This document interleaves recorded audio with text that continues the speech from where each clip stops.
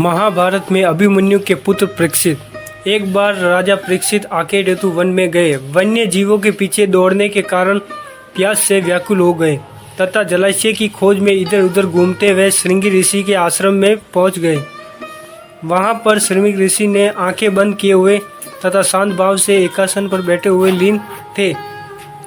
राजा परीक्षित ने उनसे जल मांगा, किंतु ध्यान मग्न होने के कारण ऋषि ने कुछ उत्तर नहीं दिया।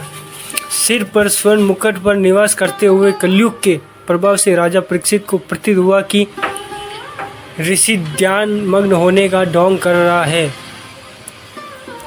उन्हें ऋषि पर क्रोध आया, लेकिन वे वापस जाने लगे। रास्ते में सांप मृत पड़ा।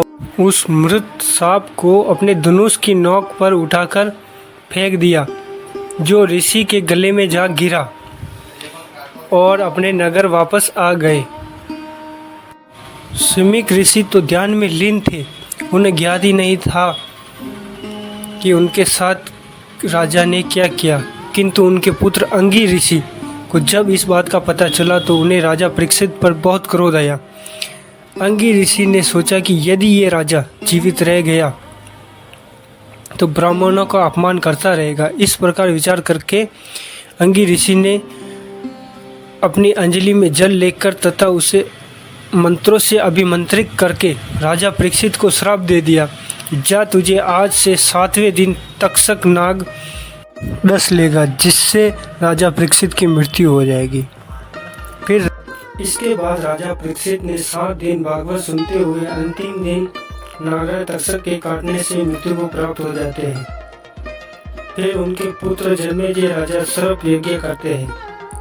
सर्प यज्ञ शुरू होते ही सांप तड़पते, पुकारते, उछलते, एक दूसरे को लपटते हुए आग में गिरने लगते हैं। जब वासुकी नाग भी उस यज्ञ से तड़प उठे तो उन्होंने अपनी बहन जरत्कारु से नागों की रक्षा की विनती की। इस पर जरत्कारु ने अपने ज्ञानी पुत्र आस्तिक को इसके लिए भेजा।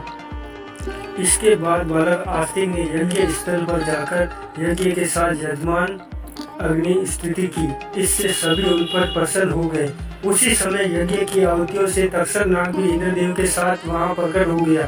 पर जैसे ही तक्षक यज्ञ कुंड में गिरने वाला लगा, तभी आस्तिक ने उसे रास्ते में रोक जन्मेजय से यज्ञ समाप्ति का वरदान मांग लिया।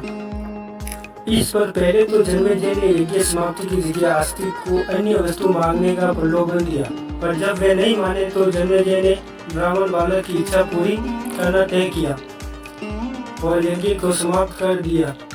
इस तरह तक्षक व वासुकी सहित सांपों की प्रजातियां यज्ञ कुंड में भस्म होने से बच गई। दोस्तों, वीडियो अच्छी लगे तो लाइक, कमेंट, शेयर करें।